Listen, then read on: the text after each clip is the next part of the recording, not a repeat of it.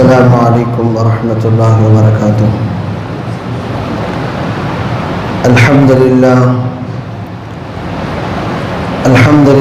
نحمده ونستعینه ونستغفره ونؤمن به ونتوکل علیہ ونعوذ باللہ من شرور انفسنا ومن سیئات اعمالنا، من يهد الله فلا مضل له ومن يضلله فلا هادي له، ونشهد أن لا إله إلا الله وحده لا شريك له، ونشهد أن سيدنا وسندنا ومولانا محمدا عبده ورسوله، أما بعد فأعوذ بالله من الشيطان الرجيم، بسم الله الرحمن الرحيم، يا أيها الناس اتقوا ربكم الذي خلقكم من نفس واحدة وخلق منها زوجها وبث منهما رجالا كثيرا ونساء، واتقوا الله الذي تساءلون به والأرحام إن الله كان عليكم رقيبا، وقال سبحانه وتعالى يا أيها الناس إنا خلقناكم من ذكر وأنثى وجعلنا شعوبا وقبائل لتعارفوا إن أكرمكم عند الله أتقاكم، فقد قال رسول الله صلى الله عليه وسلم شعبان شهري ورمضان شهر الله، أو كما قال رسول الله صلى الله عليه وسلم صدق الله العظيم وصدق رسوله النبي الكريم، ونحن على ذلك لمن الشاهدين والشاكرين، والحمد لله رب العالمين۔ بزرگان محترم، معزز مصلیان اکرام، میں نے آپ حضرات کے سامنے قرآن پاک کی 2 آیتوں کو تلاوت کی ہے اور ایک حدیث رسول سنایا ہے۔ قرآن پاک کی آیات کا آسان ترجمہ یہ ہے کہ اے انسانوں، ہم نے تمہیں ایک مرد اور عورت سے پیدا کیا ہے، تمہارے درمیان خاندان بنائے، قبائل بنائے۔ ان کو بنانے کا مقصد صرف آپس میں تعارف ہے اور اللہ کے یہاں مقام و مرتبہ تقوی والوں کی ہے۔ اور ایک حدیث سنایا جس کا ترجمہ ہے کہ شعبان میرا مہینہ ہے اور رمضان اللہ کا مہینہ ہے۔ جیسا کہ آپ حضرات کو معلوم ہے کہ شعبان کے مہینے کا آغاز تو ہو چکا ہے، تقریباً 3 شعبان آج ہیں۔ بزرگان محترم، شعبان میں بے شمار واقعات ایسے ہیں جس میں امت مسلمہ کے لیے سبق ہے، عبرت ہے، درس ہے، نصیحت ہے۔ ان تمام واقعات کو بیان کرنا میرا مقصد نہیں ہے، میرا مقصد صرف ایک واقعے کو بیان کرنا ہے، جو واقعہ ہے سیدہ فاطمہ الزہرا رضی اللہ عنہا کا ہے۔ اسی مہینے میں حضرت سیدہ فاطمہ کا انتقال ہوا تھا۔ سیدہ فاطمہ کون ہے؟ یہ رسول اللہ صلی اللہ علیہ وسلم کی سب سے زیادہ لاڈلی چہیتی بیٹی ہے اور سب سے چھوٹی بیٹی ہے۔ رسول اللہ صلی اللہ علیہ وسلم کے کل 7 اولاد ہیں، 4 بیٹیاں ہیں، 3 بیٹے ہیں۔ ان 7 میں سے 6 اولاد سیدہ خدیجہ رضی اللہ عنہا سے ہوئی اور ایک ابراہیم ماریہ قبطیہ رضی اللہ عنہا سے ہوئے تھے۔ 4 بیٹیوں میں سب سے زیادہ چہیتی بیٹی سیدہ فاطمہ رضی اللہ عنہا ہے۔ رسول اللہ صلی اللہ علیہ وسلم انتہائی درجے میں حضرت فاطمہ رضی اللہ عنہا سے محبت کرتے تھے۔ اس کے بے شمار واقعات میں آپ کو سناؤں گا، آپ اندازہ لگا سکیں گے کہ اللہ کے رسول کو کتنی محبت تھی سیدہ فاطمہ رضی اللہ عنہا سے۔ اولاد کی محبت فطری محبت ہے، اولاد کی محبت ہونا یہ لازمی چیز ہے۔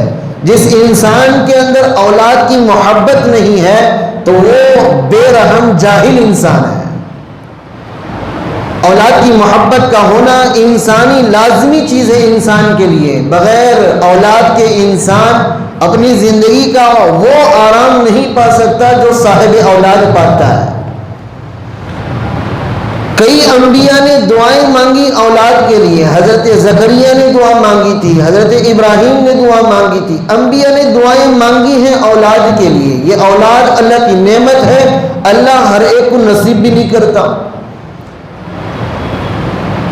اللہ کہتے ہیں کہ ہم جسے چاہتے ہیں مرد دیتے ہیں، جسے چاہتے ہیں لڑکیاں دیتے ہیں، جسے چاہتے ہیں دونوں دیتے ہیں، اور جسے چاہتے ہیں بانجھ بنا کے چھوڑ دیتے ہیں۔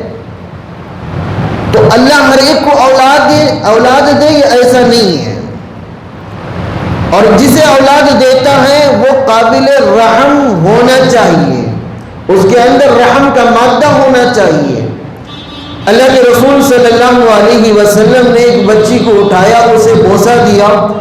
قریب میں ایک صحابی کھڑے تھے، انہوں نے کہا اے اللہ کے رسول آپ بچوں کو پیار کرتے ہیں؟ اللہ کے رسول صلی اللہ علیہ وسلم سے وہ کہنے لگے کہ آپ بچوں کو پیار کرتے ہیں، میری 10 اولادیں ہیں، میں کسی کو پیار نہیں کرتا۔ اللہ کے نبی نے فرمایا جس کا دل اللہ سخت کر دے اس سے کون نرم کر سکتا ہے؟ تو اولاد کا ہونا، اولاد کی محبت ہونا یہ اسلامی جز ہے، بلکہ انسانی تقاضا ہے کہ انسان اپنی اولاد کی محبت کرتا ہے۔ اور بزرگان محترم، اولاد میں بھی بیٹیاں اگر ہوں تو انسان زیادہ محبت کرتا ہے بیٹیوں سے، اس لیے کہ بیٹیاں باپ کے بڑے ہمدرد ہوتے ہیں، باپ کے درد کو سمجھنے والیاں ہوتی ہیں۔ اللہ کے رسول صلی اللہ علیہ وسلم نے بیٹیوں کے بارے میں بے شمار فضائل بتائے کہ جس کی اولاد نرینہ اولاد کے ساتھ ساتھ مادہ اولاد بھی ہوں، جسے لڑکیاں ہوں، اللہ تعالیٰ اسے تربیت کا موقع بھی نصیب کر دے تو پھر وہ بندہ اللہ کے یہاں اسی بنیاد پر کہ اس نے اپنی بیٹیوں کی تربیت کی ہے جنت کا مستحق ہوگا۔ تو بزرگان محترم، اولاد میں بیٹیوں کا بڑا مقام ہے اور ان سے محبت ہونا یہ فطری تقاضا ہے۔ اور رسول اللہ صلی اللہ علیہ وسلم تو بڑے نرم طبیعت کے تھے، بڑے نرم مزاج تھے، اور اپنی بیٹیوں سے کتنی محبت کرتے تھے اس کا اندازہ اس واقعے سے معلوم کیجئے۔ غزوے میں جب بھی اللہ کے رسول صلی اللہ علیہ وسلم سفر کرتے، سفر پر واپس ہوتے تو اللہ کے رسول صلی اللہ علیہ وسلم مسجد میں جا کر 2 رکعت نماز پڑھتے، سب سے پہلے ملاقات کے لیے سیدہ فاطمہ رضی اللہ عنہا کے مکان پر پہنچتے۔ اللہ کے رسول صلی اللہ علیہ وسلم کی عادت شریفہ تھی، جب بھی سفر سے آتے سب سے پہلے مسجد جاتے، مسجد میں 2 رکعت نماز پڑھتے اور سب سے پہلے سیدہ فاطمہ رضی اللہ عنہا کے مکان پہنچتے اور ان سے بات چیت ہوتی، پھر اپنی ازواج مطہرات سے ملاقات کے لیے جاتے۔ ایک مرتبہ کا واقعہ ہے، اللہ کے رسول صلی اللہ علیہ وسلم غزوے سے واپس آئے، مسجد میں 2 رکعت پڑھی، پھر سیدہ فاطمہ رضی اللہ عنہا کے مکان پہنچے۔ سیدہ فاطمہ رضی اللہ عنہا والد کے آنے کے استقبال کے لیے، والد کی آمد پر استقبال کے لیے دروازے پر کھڑی ہیں۔ جیسے ہی اللہ کے رسول صلی اللہ علیہ وسلم سامنے آئے، جا کے لپٹ گئی اپنے والد سے اور زار و قطار رونے لگی، کہنے لگی اے ابو جان، آپ دونوں جہاں کے سردار ہیں اور آپ کی بنیاد پر اللہ نے ساری کائنات کو بنایا، حالانکہ آپ کے کپڑے سفر کی وجہ سے میلے کچیلے ہیں اور آپ تھکے ماندہ ہیں اور سفر کی وجہ سے آپ کے جسم مبارک پر غلاظت اور آپ کے جسم پر دھول وغیرہ پڑا ہوا ہے۔ اللہ کے رسول صلی اللہ علیہ وسلم کو دیکھ کر حضرت فاطمہ رضی اللہ عنہا رونے لگی۔ اللہ کے رسول صلی اللہ علیہ وسلم نے اپنی بیٹی کو بوسہ دیا، کہا بیٹی ڈرنا نہیں، رونا نہیں کہ تیرا باپ کا لایا ہوا دین جو ہے وہ ہر کچے پکے مکان میں داخل ہو کے رہے گا، اور اللہ تعالیٰ اسے عزت دے گا جو اسلام کو قبول کرے گا، اور جو اسلام سے اعراض کرے گا اللہ اسے ذلیل کرے گا۔ بزرگان محترم، عزت اسلام میں ہے، اسلام سے ہٹ کر جینے میں عزت نہیں ذلت ہے۔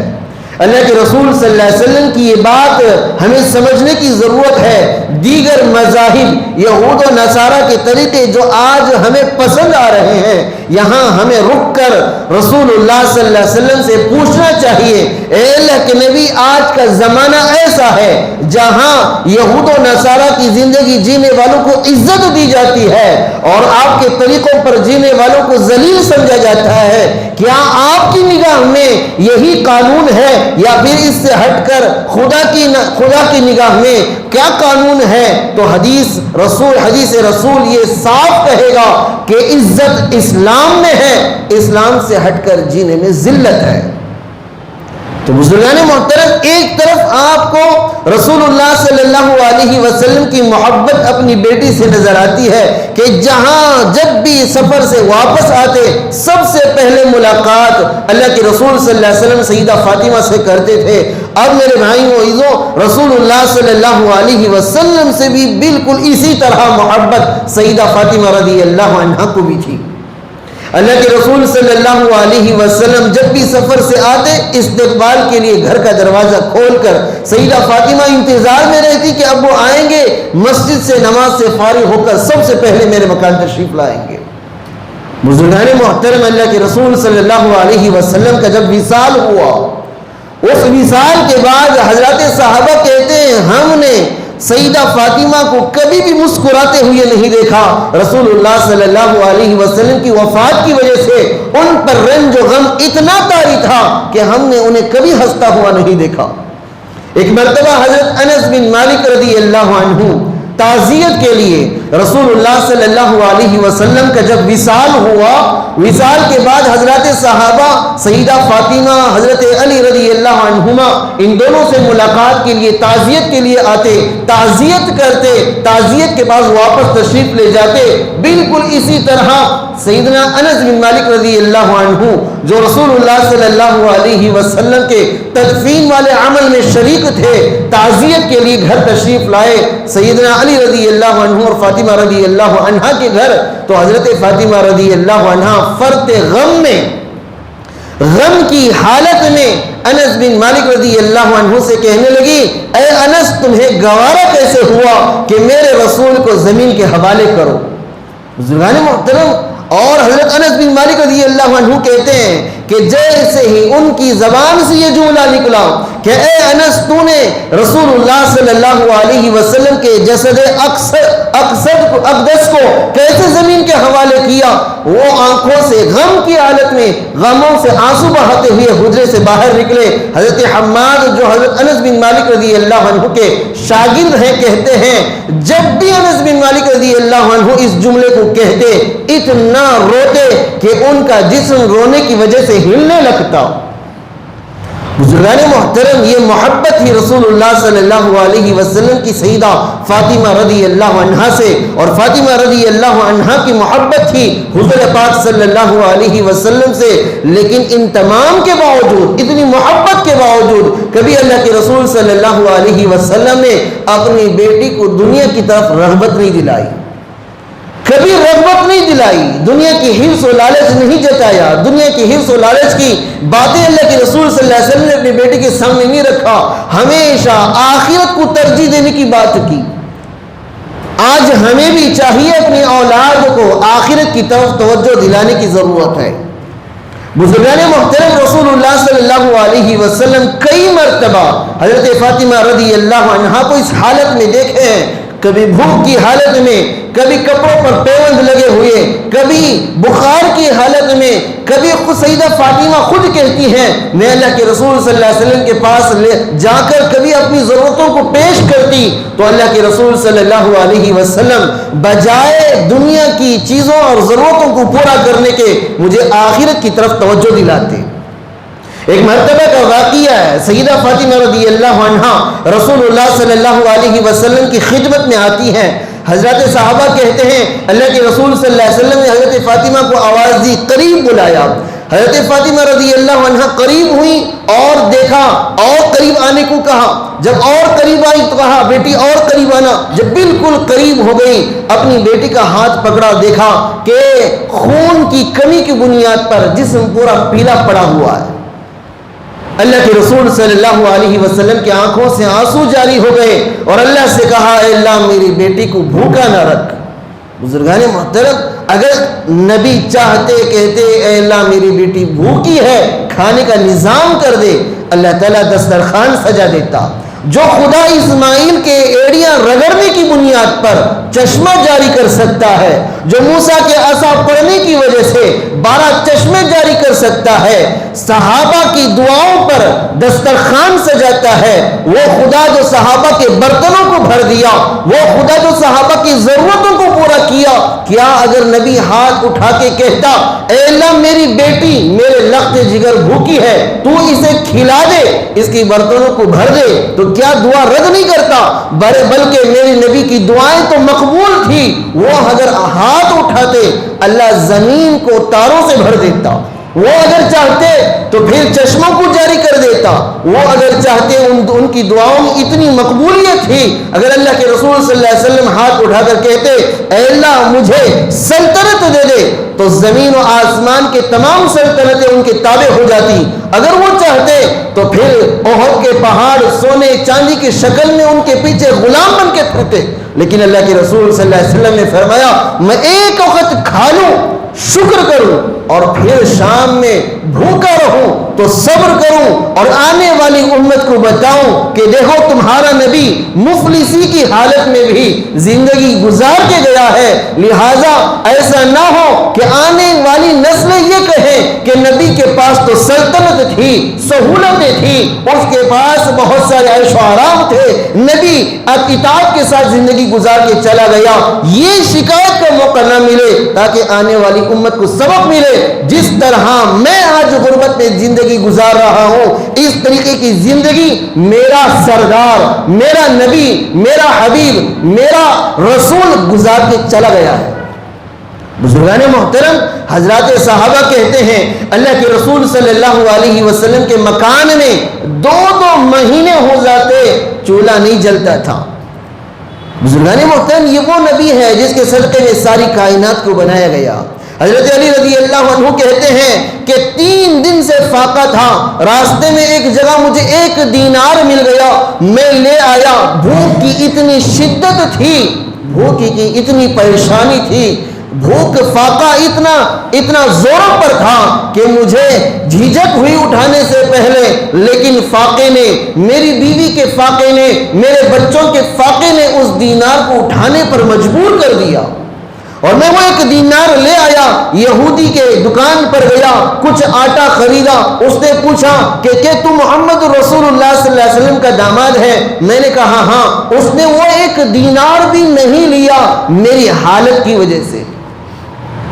بزرگان محترم حضرت علی رضی اللہ عنہ کہتے ہیں وہ 1 دینار سے تھوڑا آٹا لے آیا، روٹیاں پکی، میں اور میری بیوی میرے بچے کھائے، اللہ کے رسول صلی اللہ علیہ وسلم تشریف لائے، میں نے پوچھا اے اللہ کے نبی مجھے راستے میں 1 دینار ملا، بھوک کی شدت کا عالم یہ تھا، فاقے کا عالم یہ تھا کہ میں اس کی تحقیق بھی نہیں کر سکا یہ کس کے ہیں، اللہ کے رسول صلی اللہ علیہ وسلم نے فرمایا خدا نے تمہارے لیے انتظام کیا تھا۔ بزرگان محترم یہ زندگیاں ہیں حضرات صحابہ کی، فاطمہ الزہرا رضی اللہ عنہا کی، آج میرے بھائیوں عزیزوں ان کی زندگیاں ہمیں کڑوی محسوس ہوتی ہیں۔ لوگ سمجھتے ہیں وہ آدمی ناکام ہے جس کے پاس سہولت کا گھر نہ ہو، وہ آدمی ناکام ہے جس کے پاس پہننے کے لیے عمدہ لباس نہ ہو، وہ آدمی ناکام ہے جس کے پاس چلنے پھرنے کے لیے اچھی سواری نہ ہو۔ سیدہ فاطمہ کی زندگی کہتی ہے کہ اگر تمہارے پاس عمدہ کپڑے نہ ہو لیکن جسم چھپانے کے لیے جو کپڑا ہے اس پر پیوند لگا کر پہن کر تمہاری جسم کی حفاظت ہوتی ہے، اگر تم وہ بھی کر لو تو تمہاری زندگی کامیاب ہے۔ بزرگان محترم مالداری ایسی مالداری جو اللہ کی نافرمانی پر ابھارے، اپنے جسموں کو نمایاں کرنے پر نبھارے، ننگا پن کو رواج دینے اور ننگے پن کو پسند کرنے کا خیال ہو، ایسی دولت سے، ایسے کپڑوں سے، وہ کپڑا خوش نصیبی کی علامت ہے جس کپڑے پر پیوند لگے ہو اور جسم چھپتا ہو۔ آج لوگوں کا مزاج ہے اچھا پیسہ مل گیا، کپڑے اچھے میسر ہو گئے، دولت مل گئی، سواریاں مل گئی، وہ لوگ سمجھتے ہیں یہ دنیاوی اعتبار سے کامیاب ہے۔ لیکن میرا رب کا رسول کہتا ہے کہ تمہارے پاس ایسی دولت ہو جو دولت تمہیں اللہ کی نافرمانی پر کھڑا کرتی ہے، ایسی دولت سے وہ غریبی لاکھ درجے بہتر ہے جو تمہیں خدا کی فرمانبرداری پر قائم رکھے۔ بزرگان محترم، سیدہ فاطمہ رضی اللہ عنہا کی زندگی کو دیکھیں، مفلسی کی عالم ہے۔ اللہ کے رسول صلی اللہ علیہ وسلم ایک مرتبہ گھر میں داخل ہوئی، سیدہ فاطمہ رضی اللہ عنہا چکی پیس رہی تھی، ان کے جسم پر جو کپڑا تھا اس میں 13 پیوند لگے تھے اور جو لباس تھا وہ اونٹ کے چمڑے کا تھا۔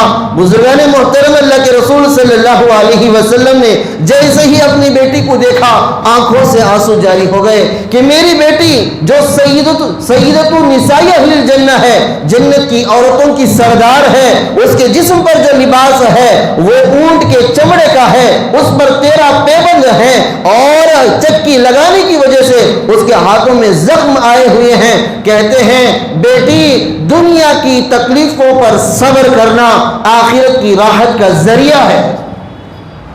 دنیا کی تکلیفوں پر صبر کرنا آخرت کی راحتوں کے لیے ذریعہ ہے۔ جو آدمی دنیا کی تکلیفوں پر صبر نہیں کرتا، اللہ سے کہتا ہے چاہے حلال و حرام ہو میری ضرورتیں پوری ہو جائے۔ جو یہ سوچتا ہے کسی کا گھر آباد ہو یا برباد ہو میری ضرورتیں پوری ہو جائے، اس سوچ میں وہ اپنی ضرورت کو پورا کرنے میں کسی ایرے غیرے کا خیال نہیں کرتا، اپنی منمانی کی زندگی گزارتا ہے۔ اللہ کے رسول صلی اللہ علیہ وسلم کہتے ہیں دنیا کی یہ راحتیں ختم ہونے والی، دنیا کی یہ سہولتیں ختم ہونے والی، موت آئے گی، سارے بنگلے یہی رہ جائیں گے، سارے کھانے یہی رہ جائیں گے، ساری سواریاں یہی رہ جائیں گی، اچھے عمدہ لباس یہی پڑے رہ جائیں گے۔ 2 میٹر یا 3 میٹر کا کفن تیار کیا جائے گا، پہنایا جائے گا، پھر لے جا کر ساری سہولتوں کے باوجود اسے دنیا سے الگ تھلگ کر کے ڈال دیا جائے گا قبر میں۔ بزرگان محترم، ایک بات یاد رکھیں، اگر دینی معاملات میں آپ پکے ہیں، دنیاوی اعتبار سے آپ کچے ہیں، حالات آپ کے اچھے نہیں ہیں، نہ آپ کے پاس عمدہ لباس ہے، نہ عمدہ سواری ہے، یاد رکھیں یہ ناکامی کی علامت نہیں بلکہ اللہ تعالیٰ کی طرف سے امتحان ہے۔ دنیا کے مسائل پر، دنیا کی آزمائش پر تھوڑا صبر کر لیں، ان مع العسر یسرا، اللہ کا وعدہ ہے وہ تنگی کے ساتھ خوشحالی لائے گا، وہ مصیبتوں کے ساتھ اچھائیاں بھی لائے گا، وہ برائیوں کے ساتھ برائیوں کے بعد بھلائیاں بھی لائے گا، لیکن صبر کے ساتھ کام لے۔ حرام کی طرف اپنے آپ کو نہ بڑھائیں، حرام کی طرف اپنے قدموں کو نہ بڑھائیں، حرام کی طرف اپنے نگاہوں کو نہ بڑھائیں، حرام کی طرف اپنے ہاتھوں کو نہ بڑھائیں، صبر کر لیں، انشاءاللہ اللہ کی ذات سے امید ہے یہ صبر ہمیں اللہ کے یہاں وہ مقام دلائے گا جو مقام حضرات صحابہ نے اپنے عمل سے کر کے اللہ کے یہاں سے لے کے گئے ہیں۔ بزرگان محترم، سیدہ فاطمہ رضی اللہ عنہا جو لخت جگر ہے اللہ کے رسول صلی اللہ علیہ وسلم کی، بتاؤ کون باپ ہے جو اپنی بیٹی کو تکلیف کی حالت میں دیکھ کر یہ کہے کہ بیٹی صبر کرنا؟ کون باپ ہے؟ کیا آپ سمجھتے ہیں کہ رسول اللہ صلی اللہ علیہ وسلم کے سینے میں دھڑکنے والا دل انسانوں کا نہیں تھا؟ کیا یہ آپ سمجھتے ہیں سیدہ فاطمہ کے سینے میں جو دل تھا وہ انسانوں کا نہیں تھا؟ ان کے اندر بھی امنگیں تھیں، ان کے اندر بھی خواہش تھی، ان کی بھی آرزویں تھیں، ان کی بھی تمنائیں تھیں، لیکن انہوں نے اپنی امنگوں کو، اپنی خواہشات کو، اپنی تمنا و آرزوؤں کو اللہ کے حکم کے سامنے ذبح کر دیا تھا، اللہ کے حکم کے سامنے ذبح کر دیا تھا، جس کی بنیاد پر آج ساری انسانیت کے لیے اللہ کے رسول صلی اللہ علیہ وسلم کی یہ لخت جگر آئیڈل و ماڈل ہے۔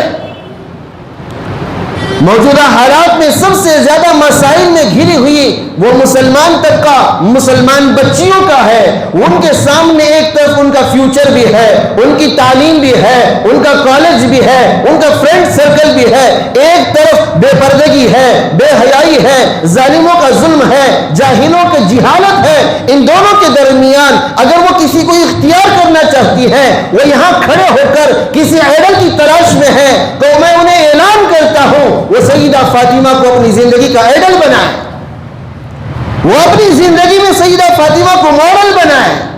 ان کے پاس کھانے کو کھانا میسر نہیں تھا، خدا کی قسم ان کے گھر 2 مہینے چولہا نہیں جلتا تھا، لیکن اس کے باوجود خود بھوکے رہ کر سامنے والے کی ضرورتوں کو پورا کرنا ان کی اعلیٰ اخلاق اور ان کا یہ اخلاق کے وہ پیکر تھے۔ اپنی ضرورتوں کو کیسے دباتے تھے، اپنی خواہشات کا گلا کیسے گھونٹتے تھے، یہ میرے بھائی جو ہمارے تصور سے باہر ہے۔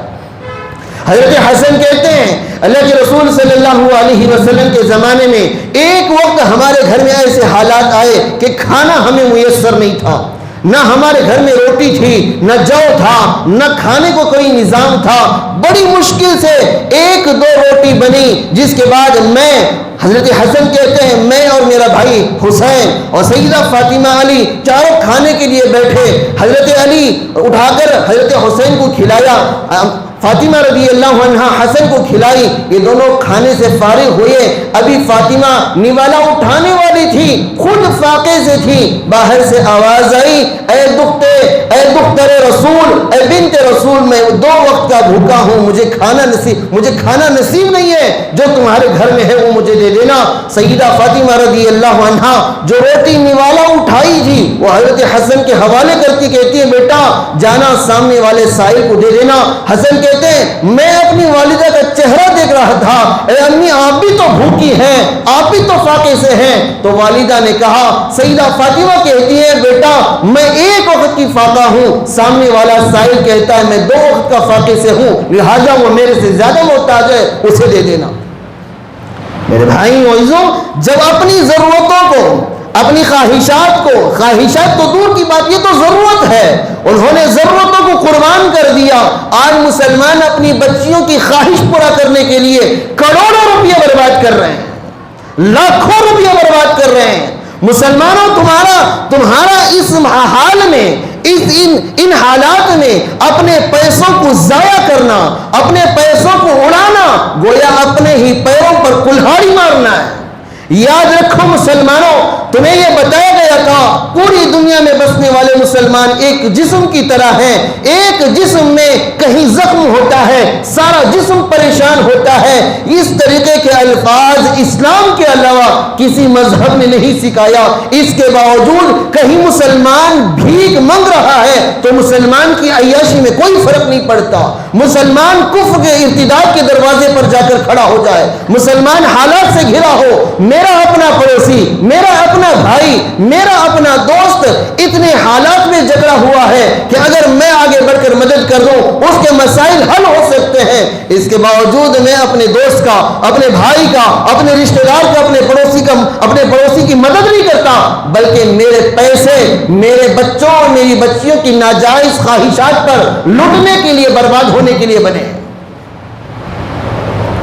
مسلمان محترم، ذرا اپنے درمیان رہنے والے اغیار کو ذرا دیکھو، نہ انہیں خرچ کرنے کے فضائل بیان کیے جاتے ہیں، کہیں آپ نے سنا ہے خرچ کرنے کے فضائل، غیروں نے اپنے لوگوں کو سنایا ہو، کہیں انہوں نے بتایا کہ 1 درہم خرچ کرنے پر تمہیں یہ ملے گا، حور ملے گی، محل ملیں گے، مکانات ملے گی، جنت ملے گی، خدا کی رضا ملے گی، کہیں آپ نے سنا ہے؟ کوئی اعلان نہیں، کوئی بیان نہیں، کوئی فضائل نہیں، کوئی ترغیب نہیں، اس کے باوجود کروڑوں کے پیسے ان کے دین پر خرچ ہوتا ہے۔ مسلمانوں، تمہارے دین کے لیے، تمہاری حفاظت کے لیے، تمہارے کلام کی حفاظت کے لیے، تمہاری مسجدوں کی حفاظت کے لیے ممبروں پر بیٹھے علماء کہتے ان کی زندگیاں کھپ گئی، کتابیں لکھتے لکھتے ان کے ہاتھ شل ہو گئے، لیکن اب تک خرچ کرنے کا جذبہ پیدا نہیں ہوا، اب تک خرچ کرنے کا جذبہ پیدا نہیں ہوا۔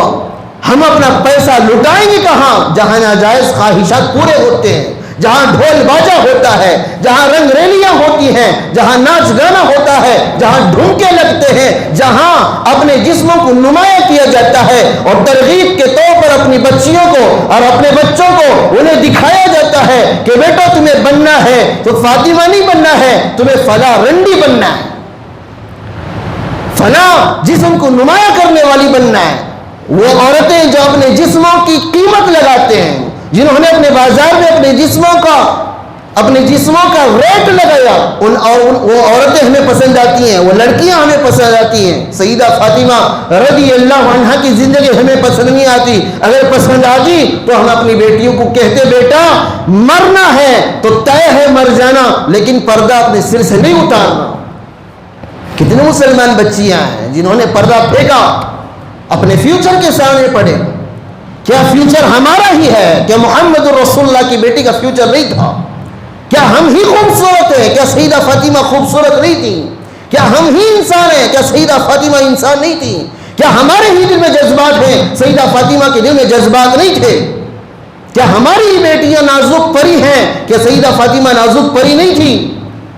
بزرگان محترم، اللہ کے رسول صلی اللہ علیہ وسلم نے اپنی بیٹی اپنے لخت جگر سے ہمیشہ قربانی کا سوال کیا، ہمیشہ ترغیب دیا، بیٹا یہ دنیا ختم ہونے والی، فنا ہونے والی، یہ دنیا ہمارے لیے نہیں بنی ہے بلکہ دوسروں کے لیے بنی ہے۔ حضرت علی رضی اللہ عنہ کہتے ہیں کہ سیدہ فاطمہ روزانہ نماز پڑھتی، نماز پڑھنے کے بعد چکی چلاتی۔ ایک دن اتنی بخار ان پر طاری ہوئی کہ رات بھر نہ وہ سو سکی نہ میں سو سکا، لیکن جب فجر کا وقت ہوا میں نماز کو گیا، نماز پڑھ کے واپس آیا تو کیا دیکھتا ہوں سیدہ فاطمہ دوبارہ وہ چکی چلا رہی ہیں۔ میں نے کہا فاطمہ اپنے آپ پر رحم کھانا، اپنے آپ پر رحم تو کھا، چکی چھوڑ دے، تھوڑا آرام کر لے۔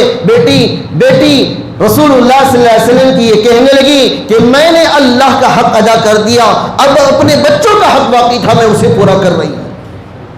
بزرگان محترم، یہ وہ انسان تھے جن کے سینوں میں دھڑکنے والے دل بھی تھے، جن کے اندر بھی جذبات تھے، جن کے اندر بھی خواہشات تھے، لیکن انہوں نے آخرت کے مقابلے میں دنیا کو ترجیح نہیں دی۔ آج ہم نے آخرت کے مقابلے میں دنیا کو ترجیح دے دی۔ مسلمانوں دعائیں مانگتے ہیں، خانہ کعبہ کا غلاف پکڑ کر اللہ سے مددیں مانگ رہے ہیں، ابھی دیکھا نتیجہ کیا نکلا؟ ساری کوششوں کے باوجود، کاوشوں کے باوجود جو نہ چاہتا تھا مسلمان وہی رزلٹ ہمارے سامنے آ رہا ہے۔ ہزار کوشش کر لو، ہاتھ پیر مار لو، جب تک اللہ کے فرمانبردار نہیں بنو گے تمہاری ایک ضرورت بھی پورا نہیں ہوگی۔ تمہارے اوپر بادشاہ ہمیشہ ظالم رہے گا، تمہارا مال ہمیشہ بخیلوں کے پاس جمع ہوگا، تمہارا سردار ہمیشہ جاہل رہے گا۔ جب سے ہم نے دنیا کو دین پر ترجیح دی ہے، اللہ کے رسول صلی اللہ علیہ وسلم نے فرمایا لا الہ الا اللہ ہمیشہ مسلمانوں کو فائدہ دے گا، لیکن اس کا فائدہ اس وقت ہونا چھوڑ بیٹھے گا، اس وقت فائدہ نہیں ہوگا جب مسلمان لا الہ الا اللہ زبان سے تو کہے لیکن دین اور دنیا آئے تو دین کو پھینک کر دنیا کو اختیار کرے۔ لا الہ الا اللہ کا ایک اثر ہے، ایک طاقت ہے۔ بزرگان محترم، وہ طاقت مسلمانوں کی حمایت میں کب ہوگی؟ جب مسلمان دنیا کو ہٹ کر دین چھوڑ کر دین کو ترجیح دے۔ آج ہم نے دین کو چھوڑ کر دنیا کو ترجیح دیا، جس کی بنیاد پر لا الہ الا اللہ کا فائدہ، خانہ کعبہ کا غلاف پکڑ کر دعائیں مانگنے کے باوجود، قنوت نازلہ پڑھنے کے باوجود، لا الہ الا انت سبحانک انی کنت من الظالمین کروڑوں کے حساب سے پڑھنے کے باوجود مسلمانوں کی ایک دعا قبول نہیں ہو رہی ہے۔ بزرگان محترم، رسول اللہ صلی اللہ علیہ وسلم نے اپنی بیٹی کے واسطے سے امت کو تعلیم دی ہے۔ مقصد وہاں اپنی بیٹی کو سمجھانا نہیں تھا بلکہ امت کو بتانا تھا کہ دیکھو دونوں جہاں کا سردار جس کے صدقے میں کائنات بنی ہے، وہ چاہے تو رب اس کے لیے آسمان کے تارے زمین پر سجائے، وہ چاہے تو ریگستان میں نہروں اور چشموں کو جاری کر کے پورے ریگستان کو سرسبز و شاداب کر دے، وہ اگر چاہے تو جس طرح صحابہ کے برتن بھرے، نبی کا گھر ہمیشہ غذاؤں سے بھرا رہتا، نبی کا گھر ہمیشہ کھانوں سے بھرا رہتا، میووں اور ترکاریوں سے بھرا رہتا، لیکن نبی کا گھر ہمیشہ فاقے سے چلا ہے۔ وہ ہمیشہ دو مہینے کے بعد کئی دن کے بعد کھاتا تھا، صبح کو کھاتا تو شام کو بھوکا سوتا، شام کو کھایا تو بھوکا صبح کو اٹھتا۔ یہ حالت کی زندگی گزاری۔ کیوں اس طرح تھا؟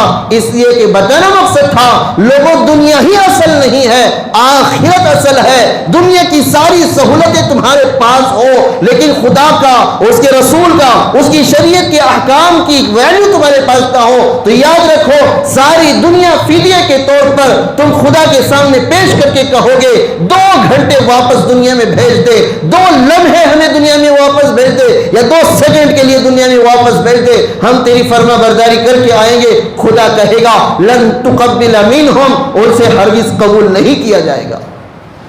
بزرگان محترم، اللہ کے لیے سیدہ فاطمہ رضی اللہ عنہا کی زندگی کو دیکھیں. ہمیشہ اللہ کے رسول صلی اللہ علیہ وسلم نے ترغیب دی ہے. یہ واقعہ تو مشہور ہے کہ فتح مکہ کے بعد اللہ کے رسول صلی اللہ علیہ وسلم کے پاس کئی سارے غلام آئے، باندیاں آئی. حضرت علی نے کہا فاطمہ جاؤ اپنے ابو کے پاس، جا کر اپنے حالات کو سناؤ، دیکھو تمہارے ہاتھ چکی پیستے پیستے ہاتھ پہ زخم ہو گئے ہیں، اور پانی سیندتے سیندتے کنویں سے پانی نکالتے نکالتے تمہارے سینے پر زخم آ گئے ہیں، اور چولہا پھونکتے پھونکتے تمہارے کپڑے جل گئے ہیں چنگاریوں کی وجہ سے، اور تمہارے دیگر ضروریات بہت زیادہ کام کاج ہونے کی وجہ سے تم خود کام کرتی ہو، اکثر بیمار رہتی ہو. جاؤ اپنے والد کے پاس جا کر ایک خادم مانگ کے لے آؤ. سیدہ فاطمہ رضی اللہ عنہا اپنے شوہر کی بات پر جاتی ہیں اور اپنے والد کو حالات سنانے کے لیے جب پہنچی تو لوگ بہت سارے ہوتے ہیں اس لیے واپس آ جاتی ہیں. اللہ کے رسول صلی اللہ علیہ وسلم کو معلوم ہوتا ہے کہ فاطمہ آئی تھی کوئی سوال لے کر، لیکن ضرورت پورا ہونے سے پہلے لوگوں کو دیکھ کر شرما کر واپس چلی گئی. اللہ کے رسول صلی اللہ علیہ وسلم خود جاتے ہیں سیدہ فاطمہ رضی اللہ عنہا کے مکان پر. پوچھتے ہیں بیٹی کیوں آنا ہوا تھا؟ کہا ابو جان دیکھیے میرے ہاتھ چکی پیستے پیستے میرے ہاتھ پر زخم آ گئے ہیں، پانی سیندتے سیندتے اپنے جسم پر زخم آ گئے ہیں، رسی کے نشانات پڑ گئے ہیں، اور میں چولہا خود پھونکتی ہوں جس کی وجہ سے کپڑے جل جاتے ہیں، اور اکثر بیمار رہتی ہوں. 1-2 خادم آپ اگر مجھے دے دیں، ایک خادم ایک باندی میری مدد کے لیے میرے مددگار کے طور پر آپ دے دیں تو مجھے سہولت ہو جائے. میرے بھائی ہوئیو ذرا بتاؤ کون باپ ہوگا جو اپنی بیٹی کی سہولت کے لیے پیچھے ہٹے؟ کون باپ ہوگا اپنی بیٹی کی تکلیف کو دیکھ کر یہ کہے کہ صبر کر لے؟ دنیا کا کوئی باپ یہ تیار نہیں ہوتا، چاہے حلال ہو حرام ہو، اپنی ضرورتوں کو ماں باپ پورا کر رہے نہیں کر رہے. قربان جائیے اللہ کے رسول صلی اللہ علیہ وسلم پر. انہوں نے اپنی امت کی تعلیم کے لیے کہا بیٹی یہ غلام ہمارے حصے کے نہیں ہیں، اس سے زیادہ محتاج مدینے میں بہت سارے لوگ ہیں. آج بیٹی کی خواہش پورا کرنے کے لیے حرام جگہ پر ہاتھ ڈال رہے ہیں مسلمان. سود کی پرواہ نہیں، سنگے کی پرواہ نہیں، حلال کی پرواہ نہیں، حرام کی پرواہ نہیں، بس جیب میں پیسے آ جائے، میری بچوں کی خواہش پوری ہو جائے. ضرورتیں تو پوری ہو ہی رہی ہیں. خدا کی قسم آج سے پہلے جتنے حالات خراب تھے اتنے خراب حالات آج نہیں ہیں. اچھا کھا رہے ہیں، اچھا پہن رہے ہیں، اچھی سواری ہے، اچھا مکان ہے، اس کے باوجود زبانوں پر خدا کی نافرمانی والے شکایات ہیں. آج کما کیوں رہے ہیں؟ کھانے کے لیے. خدا کی قسم آج کوئی کھانے کے لیے نہیں کما رہا، پہننے کے لیے نہیں کما رہا. اس کی الماری میں ہزاروں سینکڑوں کے حساب سے کپڑے ہیں، اور روزانہ گھر میں 2-3 رقم کے کھانے پکتے ہیں. ایک زمانے میں لوگوں کے پاس کھانا میسر نہیں تھا، اگر آج کے زمانے میں بغیر چکنے کے کوئی کھانے کو تیار نہیں ہے. 2-3 رقم کے دسترخوان پر سالن نہ ہو تب تک آدمی بیٹھتا نہیں. صبح کا کھانا شام کو کھانے کو تیار نہیں، شام کا کھانا صبح کو کھانے کو تیار نہیں. یہ ہمارا مزاج ہے. ان تمام مزاج کے باوجود کہتے ہیں خدا ہم پر رحم نہیں کرتا. خدا رحم کیوں کرے کہ ہم نے تو کیا کام کیا؟ سود میں ہاتھ ڈالا، رشوتوں میں ہاتھ ڈالا، ٹوپیوں میں ہاتھ ڈالا. بزرگان محترم ہم نے مال کمانے میں جتنے غلط راستے تھے وہ سارے راستے اختیار کر لیے. پورا مارکیٹ کو جھوٹا بنا دیا. لوگ کہتے ہیں کہ آج مارکیٹ اتنا گندا ہے کہ جھوٹ کے بغیر کاروبار نہیں ہوگا. یہ مارکیٹ پہلے سے جھوٹا نہیں تھا، جھوٹا مسلمانوں نے بنایا ہے. یہ مارکیٹ پہلے سے دھوکے باز نہیں تھا، مسلمانوں نے اسے دھوکہ باز بنایا ہے. یہ مارکیٹ پہلے سے خائن نہیں تھا، مسلمانوں نے اسے خیانت کرنے والا بنایا ہے. رسول اللہ صلی اللہ علیہ وسلم نے کہا اپنی بیٹی سے بیٹی اصل حقدار تو فقراء و مہاجرین ہیں. فقراء مہاجرین و انسان کے غربا ہیں، اہل صفہ پر بیٹھنے والے صحابہ ہیں، ان کی خدمت کے لیے ان غلاموں کو دیتا ہوں. بیٹی اگر تجھے کچھ چاہیے تو میں دیتا ہوں، سن لو. فجر کی ہر نماز کے بعد روزانہ 10 مرتبہ سبحان اللہ کہہ لیا کرنا. جب بستر پر آؤ 33 مرتبہ سبحان اللہ، 33 مرتبہ الحمدللہ، 34 مرتبہ اللہ اکبر کہہ لینا. اسی کا نام تسبیح فاطمہ ہے. اللہ کے رسول نے اپنی بیٹی کو ترغیب دی تو وہ آخرت کی ترغیب دی. کہا بیٹی غلام تیرے مکان میں آئے، اس سے بہتر ہے کہ تو تھکی ماندی سوتے ہوئے اللہ کا ذکر کرتی ہو اور نیند لگے. بزرگان محترم اتنی پاکیزہ زندگی جی رہی ہیں. ہماری مسلمان بچیاں غیروں کے حوالے کیوں ہو رہی ہیں؟ ارتداد کے دروازے پر کیوں کھڑی ہیں؟ غیروں کے پاس اچھی سواری کیا دیکھ لی، اچھا موبائل کیا نظر آ گیا، تھوڑے ہاتھ میں پیسے کیا نظر آ گئے. مسلمان ماں باپ کو چھوڑ کر، مسلمان بھائی بہن کو چھوڑ کر غیروں کے بستروں کے حوالے ہو رہی ہیں. کیا دیکھ لیا ایسا جو مسلمان نوجوانوں کے پاس نہیں ہے؟ مسلمان نوجوانوں کے پاس پیسہ نہیں ہے، مسلمان نوجوانوں کے پاس اچھا موبائل نہیں ہے، مسلمان نوجوانوں کے پاس اچھی سواریاں نہیں ہیں. اور مسلمان نوجوان اللہ رحم فرمائے 17 سال کا 15 سال کا نہیں ہوتا، اسے کمانے کی چٹ پڑ جاتی ہے. 17 سال کا نوجوان ہے، پیسہ کمانے کا جوش اس کے اندر آ جاتا ہے، پڑھائی چھوڑا اور کمانے میں پڑ گیا. مسلمان بچی MBBS کی ہوئی ہے، انجینئر کی ہوئی ہے. اب یہ MBBS پڑھی ہوئی لڑکی، انجینئرنگ پڑھی ہوئی لڑکی تلاش کرے گی تو کسے تلاش کرے گی؟ پنچر ڈالنے والے کو تلاش کرے گی، کولی کرنے والے کو تلاش کرے گی. وہ کہے میں MBBS ہوں، مجھے نوشا بھی دولہا بھی MBBS چاہیے. اور مسلمان نوجوانوں میں MBBS پڑھنے والا اکا دکا ہے.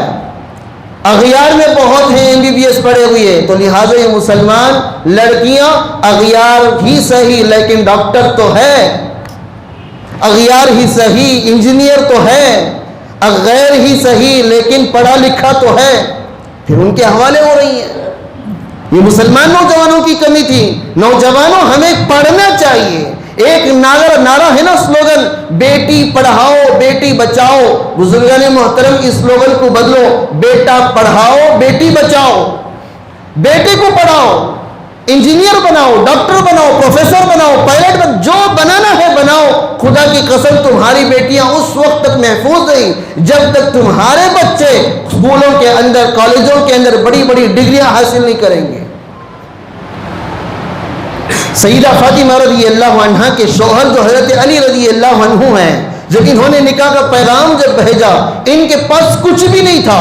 اللہ کے رسول صلی اللہ علیہ وسلم کے پاس حضرت علی رضی اللہ عنہ کو بھیجنے کے لیے ان کی ایک باندھی نے کہا آپ فاطمہ کا ہاتھ اللہ کے رسول سے مانگتے کیوں نہیں؟ علی نے کہا کہ میرے پاس ہے کیا، میں جا کے دکھا کے کہوں کہ آپ مجھے فاطمہ کو دے دیجئے، آپ مجھے میرا نکاح فاطمہ سے کرا دیجئے. اللہ کے رسول صلی اللہ علیہ وسلم کے پاس یہ گئے باندھی کے بار بار ترغیب دینے پر. اب وہاں پہنچ کر اللہ کے رسول صلی اللہ علیہ وسلم کے پاس گئے، مانگنا تھا، ہاتھ جا کے خاموش بیٹھ گئے.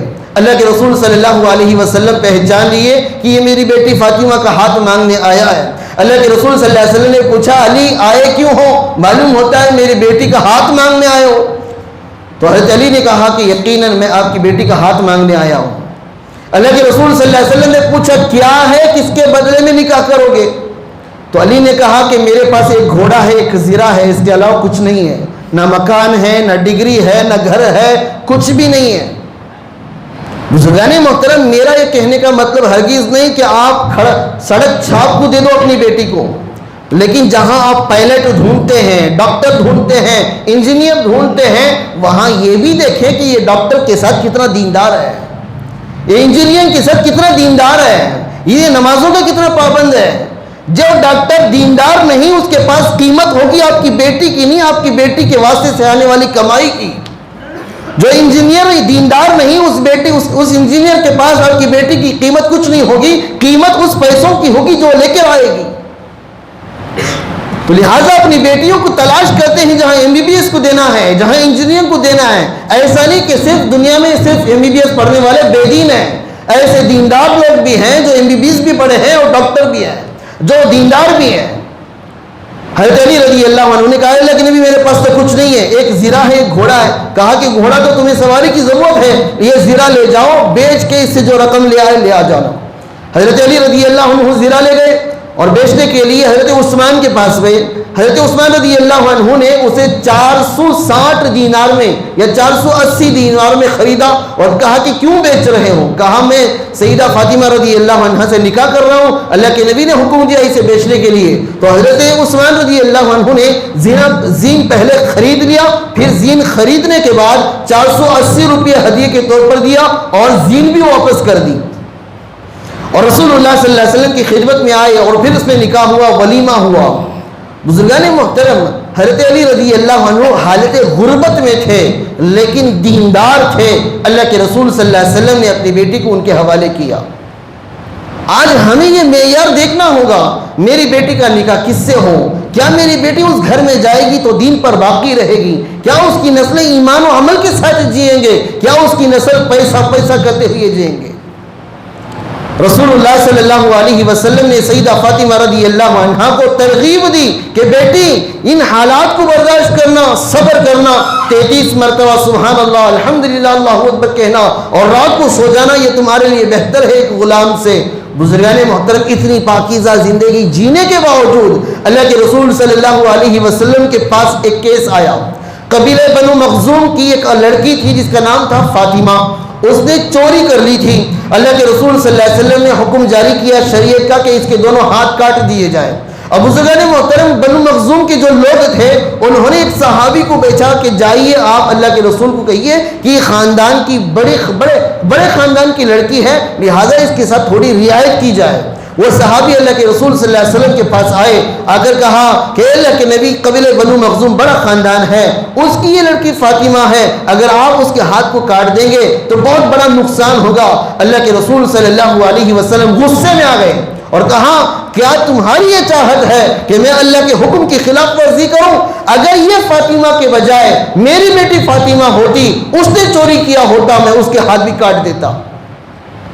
بزرگان محترم، اسلام تلواروں کی بنیاد پر یا پھر جاہ و جلال کی بنیاد پر یا رتبہ و مقام کی بنیاد پر نہیں پھیلا ہے، بلکہ اسلام اخلاق و انصاف کی بنیاد پر پھیلا ہے. انصاف اور عدل، اخلاق اور کردار کی بنیاد پر اسلام لوگوں کی دلوں کے اندر جگہ بنایا ہے. جو لوگ کہتے ہیں کہ اسلام تلوار کی بنیاد پر پھیلا ہے، وہ دنیا کا سب سے بڑا جاہل ہے.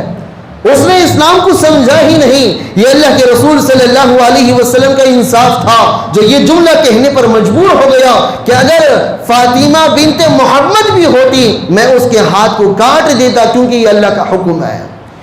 بزرگان محترم، باپ اتنا بڑا نبی اور بیٹی اتنی پاکیزہ جسے سیدۃ النساء اہل الجنہ کہا گیا، اب جب اس کا انتقال ہوا، انتقال سے ایک دن پہلے اللہ کے رسول صلی اللہ علیہ وسلم خواب میں آ کر کہا تھا بیٹی سحری یہاں کرنا، افطاری میرے دسترخوان پر کرنا. امی عائشہ رضی اللہ عنہا کہتی ہیں جب اللہ کے رسول صلی اللہ علیہ وسلم کے وصال کا وقت قریب آیا، حضرت فاطمہ رضی اللہ عنہا آئی، اللہ کے رسول صلی اللہ علیہ وسلم کے قریب بیٹھی، اللہ کے رسول صلی اللہ علیہ وسلم کان میں کچھ کہا جس سے سیدہ فاطمہ زار و قطار رونے لگی. پھر تھوڑی دیر بعد اللہ کے رسول صلی اللہ علیہ وسلم نے سیدہ فاطمہ کے کان میں کچھ کہا جس کی بنیاد پر وہ ہنسنے لگی. میں بڑی پریشان ہوئی، پہلے تو روئی پھر ہنسی. جب اللہ کے رسول صلی اللہ علیہ وسلم کا وصال ہو گیا، چند دن بعد میں نے، حضرت امی عائشہ کہتی ہیں، میں نے فاطمہ سے پوچھا فاطمہ وہ وقت یاد ہے کہ اللہ کے رسول نے کان میں کچھ کہا تھا، تم زار و قطار روئی تھی، پھر تھوڑی دیر بعد کچھ کان میں کہا تھا، پھر تم ہنسنے لگی، کیا بات تھی؟ تو اس وقت کہا اللہ کے رسول صلی اللہ علیہ وسلم نے مجھے کان میں یوں کہا تھا کہ اب میرا دنیا سے جانے کا وقت ہے، اب میں دنیا سے رخصت ہو رہا ہوں. بیٹی جب میری وفات ہو جائے، میں دنیا سے رخصت ہو جاؤں، انا للہ و انا الیہ راجعون پڑھنا، اس لیے کہ جو آدمی یہ پڑھتا ہے اللہ اس کا بدل اسے ضرور دیتا ہے. جب میں نے سنا اللہ کے رسول صلی اللہ علیہ وسلم کا وصال ہے تو میں رونے لگی کہ اب بچھڑنے کا وقت ہے، اللہ کے رسول دنیا سے رخصت ہو جائیں گے. پھر اللہ کے رسول صلی اللہ علیہ وسلم نے دوسری مرتبہ کہا کہ بیٹی میرے خاندان میں سب سے پہلے تو ہی آ کر مجھ سے ملاقات کرے گی. اس جملے نے مجھے خوش کر دیا. بزرگان محترم، اللہ کے رسول صلی اللہ علیہ وسلم کے وفات کے تقریباً 4 یا 5 مہینے بعد سیدہ فاطمہ رضی اللہ عنہا دنیا سے رخصت ہوئی. اس وقت ان کی عمر 34 سال کی تھی تقریباً. بزرگان محترم جس دن ان کا وصال ہوا اس دن اپنے گھر کے سارے کاموں کا جلدی جلدی کر رہی ہیں.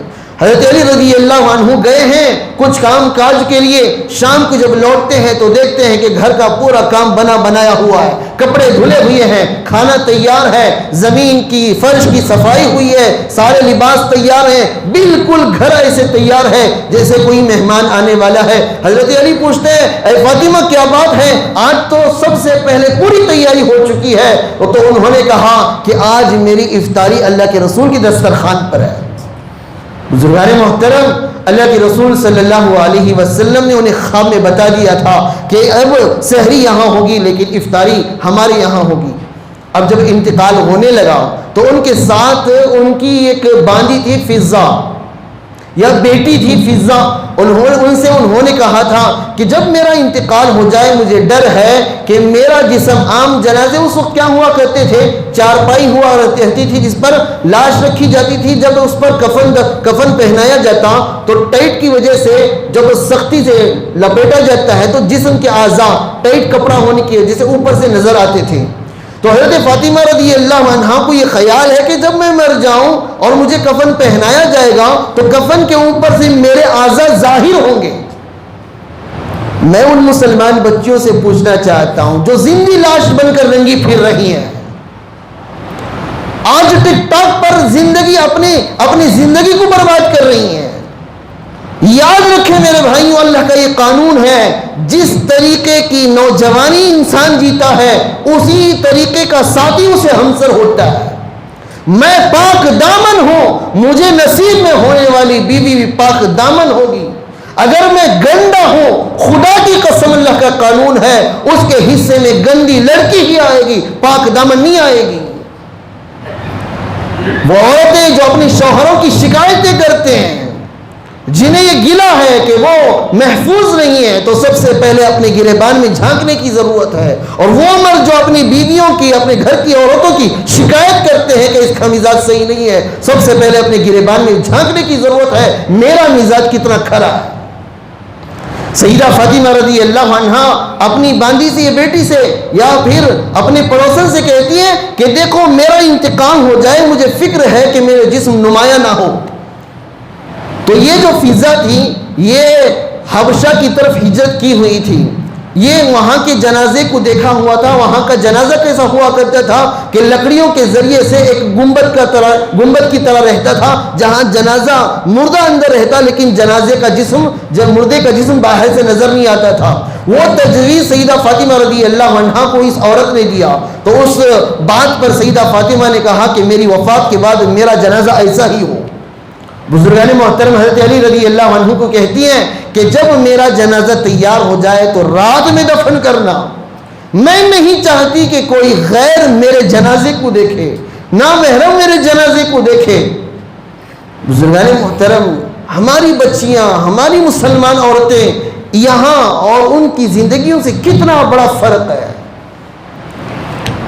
بزرگان محترم شادی بیاہ میں بن کر سج کر جاتی ہیں تاکہ لوگ انہیں دیکھیں. اللہ کے رسول صلی اللہ علیہ وسلم فرماتے ہیں جب عورت بن کر سور کر نکلتی ہے شیطان کہتا ہے آؤ آج دعوت کا انتظام ہے. دعوت کا انتظام ہے مطلب کیا کہ لوگوں کو گناہوں کی طرف لگانے کے لیے ایک کھلا میدان مل گیا, اور اپنے جسموں پر لادے ہوئے زیورات کو اور اپنے جسم پر پڑے ہوئے کپڑوں کو نمائش کیا جاتا ہے. سیدہ فاطمہ رضی اللہ عنہا کا جنازہ رات میں لے جایا گیا اور ساتھ میں صرف 3 لوگ ہیں. ایک حضرت علی رضی اللہ عنہ ہیں, حضرت حسن حسین ہیں, اور پھر بعد میں ابو ذر رضی اللہ عنہ آ کر کندھا دیے. اور جب قبر میں رکھا گیا ابو ذر رضی اللہ عنہ نے کہا اتدری من التی جئنا بها الیک, اے قبر تو جانتی ہے کہ کس ہستی کو تیرے پاس لایا گیا ہے. قبر سے کہتے ہیں ہذہ بنت رسول اللہ, یہ اللہ کے رسول کی بیٹی ہے. ہذہ ام الحسنین, یہ حسنین کی ماں ہے. ہذہ زوجۃ علی, یہ علی کی بیوی ہے. نسبت دیکھو کہ رسول کی بیٹی ہے, ماں حسنین کی ہے, بیوی علی کی ہے, جو وقت کے سب سے بڑے صحابی ہیں اور علی شیر خدا ہیں، حسنین جنت کے نوجوانوں کے سردار ہیں، اور اللہ کے رسول صلی اللہ علیہ وسلم جو ساری کائنات کے سردار ہیں، جن کے صدقے میں کائنات بنی. ایسی کی بیٹی، ایسی کی بیوی، ایسی کی ماں جب قبر کے حوالے کر دی جا رہی ہے تو قبر سے ابو ذر کہتے ہیں اتدری من التی جئنا بها الیک، اے قبر تو جانتی ہے کسے لے کر ہم آئے ہیں؟ هذه زوجۃ علی، یہ علی کی بیوی ہے. هذه بنت رسول اللہ، یہ رسول اللہ صلی اللہ علیہ وسلم کی بیٹی ہے. هذه ام الحسنین، یہ حسنین کی ماں ہے. تو زمین کہتی ہے کہ حسب نسب یہاں چلتا نہیں ہے، یہ کس کی بیوی، کس کی بیٹی، کس کی ماں ہے، اس کا حساب یہاں نہیں لیا جائے گا. اس کے نام اعمال پر نگاہ ڈالی جائے گی، جیسے اس کے کرتوت ہوں گے ویسے اس کے ساتھ معاملات ہوں گے. نوجوانوں، اللہ کے بندوں، مسلمانوں، ذرا سوچو، میں قبر کے حوالے ہوا، میری بیوی قبر کے حوالے ہوئی، میری ماں قبر کے حوالے ہوئی، میری بیٹی قبر کے حوالے ہوئی، میری بہن قبر کے حوالے ہوئی. کس کا وسیلہ دے کر عذاب قبر سے پناہ مانگو گے؟ کس کا وسیلہ دے کر عذاب سے بچو گے؟ پیشاب کے چھینٹے اڑتے ہیں، قبر کا عذاب تیار ہے. پیشاب کے چھینٹے اڑتے ہیں، عذاب قبر تیار ہے. ہماری بچیاں، ہماری گھر کی مستورات، ہماری مائیں، ہماری بہنیں آج اسلام سے ہٹ کر جی رہی ہیں. نہ نماز ہے، نہ روزہ ہے، نہ تلاوت ہے، نہ ذکر ہے، نہ صدقہ خیرات ہے، نہ خوف خدا ہے، نہ خوف شریعت ہے. کسی سے پرواہ نہیں، کسی کی کوئی پرواہ نہیں. یہ زندگی جینے کے بعد قبر کے حوالے ہوں گے. قبر ہمارے ساتھ کیا معاملہ کرے گا، یہ سوچنے کا مسئلہ ہے، ڈرنے کا مسئلہ ہے. یہاں جا کر میں اپنی ماں کو، اپنی بیوی کو، اپنی بہن کو، اپنی بیٹی کو قبر کے حوالے کروں گا. کیا کہہ کے حوالے کروں گا؟ نمازی ہے کہہ کے حوالے کروں گا، نمازی زندگیوں میں نہیں ہے. روزے دار کہوں گا، روزہ زندگی میں نہیں ہے. قرآن کی تلاوت والی کہوں گا، تلاوت قرآن کی نہیں ہے. صدقہ خیرات کرنے والی کہوں گا، بخیلوں کی بخیل میری بیوی، بخیلوں کی بخیل میری ماں، بخیلوں کی بخیل میری بیٹی، بخیلوں کی سردار میری بہن. ان لوگوں کو لے جا کر قبر کے حوالے کروں گا تو کیا جواب دوں گا؟ ان کی زندگیاں دیکھنے سے پہلے میں مرد، میں کتنا نمازی ہوں، میں کتنا پیشاب کے چھینٹوں سے بچتا ہوں، میں کتنا پاک دامن ہوں، میری آنکھیں کتنی پاک ہیں، میری زبان کتنی پاک ہے. یہاں فیصلہ کر کے اٹھنے کی جگہ ہے، ورنہ یہ طے کر لو جو عذاب مجھے ہوگا میں اسے بھگتنے کے لیے تیار ہوں. معمولی چنگاری لگتی ہے، پورا جسم بھی لگ جاتا ہے. وہاں تو چنگاری ایسی ہے ایک ایک محل کے برابر، مچھر کاٹتا ہے، نماز غارت ہو جاتی ہے. وہاں بچھو ایسے ہیں جہاں یا اونٹ اور خچر ہیں، جہاں ایک بار ڈسے پھر 40 سال تک اس کی جلن محسوس کرے. ایک مرتبہ جہنم کا سانپ زمین پر پھکار مار دے، قیامت تک گھاس نہ اگے، کھانا اس کا زقوم درخت ہوگا جس کی کڑواہٹ کی انتہا یہ ہے ایک قطرہ سمندر میں ڈال دیا جائے تو سارا سمندر کڑوا ہو جائے. اب میری غذا وہ ہوگی. ہمیں ان چیزوں سے بے پرواہ ہو کر کھرموتوں کی زندگی جی رہے ہیں، غیروں کی زندگی جی رہے ہیں. غیر تو اپنے انجام سے ڈر رہا ہے، مسلمانوں کو اپنے انجام سے بالکل ڈر ہی نہیں ہے. بے پرواہ پی رہے ہیں، بے پرواہ جی رہے ہیں، بے پرواہ کما رہے ہیں، بے پرواہ کھا رہے ہیں. مسلمانوں، اللہ کے لیے اپنی زندگی اور اللہ کے لیے اپنی اس طرز زندگی کو بدلو. یہ ہمیشہ کی زندگی نہیں ہے، یہاں موت بھی ہے، یہاں حساب بھی ہے، یہاں عذاب بھی ہے، یہاں کرنے کا کام، جو کام کییں گے اسے بھگتنا بھی ہے. شعبان کے مہینے میں سیدہ فاطمہ رضی اللہ عنہا کا وصال ہوا. وصال کے بعد میرے بھائیوں عزیزوں، حضرات صحابہ جب قبر سے کہتی ہیں تو قبر کہتی ہے یہاں حسب نسب کا اعتبار نہیں، یہاں جاہ و جلال کا اعتبار نہیں، یہاں مقام و مرتبے کا اعتبار نہیں. آخر کیا جواب لے کر خدا کے سامنے حاضر ہوں گے؟ کیا چیز ہے کہ جو ہمیں بچا سکے خدا کے سامنے کھڑے ہونے سے؟ خدا کے سوالات سے خدا کے سامنے کیا جواب دہ ہوگی؟ لہٰذا میرے بھائیوں عزیزوں، ہمیں توبہ کرنے کی ضرورت ہے. ابھی جو حالات ہیں یہ حالات کی شروعات ہے، یہ حالات کی شروعات ہے. اگر توبہ نہیں کرے تو پھر میرے بھائیوں عزیزوں تاریخ کا صفحہ ایسا پلٹے گا، توبہ کا بھی موقع نہیں رہے گا. خون کے آنسو روئیں گے، خون کے آنسو روئیں گے، خدا سے گڑ گڑائیں گے خدا بخش دے ایک بار، خدا بخشے گا نہیں. خدا سے فریادیں کریں گے خدا معاف کر دے، خدا رحم کر دے۔ خدا کی قسم، جن لوگوں نے دنیا کی تاریخ کو نہیں پڑھا، جن لوگوں نے تاریخ کو پڑھا ہے، ان سے پوچھو مسلمانوں پر ایسے حالات گزرے ہیں کہ ان کی بچیاں ان کی آنکھوں کے سامنے ان کی عزتوں کو لوٹا گیا، یہ اللہ اللہ کہتے رہے، جب توبہ کا وقت تھا توبہ نہیں کیا تھا۔ ان کی بچیوں کو ان کی بچیوں کے پیٹ کو پھاڑ کر ان کے بچوں کے گردنوں کو کاٹا گیا، اللہ اللہ کہتے رہے، فرشتے نہیں اترے۔ فرشتے اترتے ہیں اس وقت جب پاک دامن پر ظلم ہوتا ہے، ہم تو پاک دامن ہے ہی نہیں، فرشتے کیوں اتریں گے؟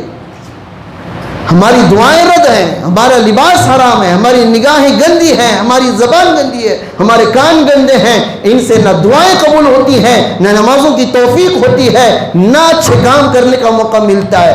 آج نیک توفیق سے محروم مسلمان ہیں، اسے کوئی پرواہ نہیں، بس 1000-2000 کا مسئلہ ہے، 1000-2000 کما لیا، دنیا کا خوش نصیب انسان یہی ہے۔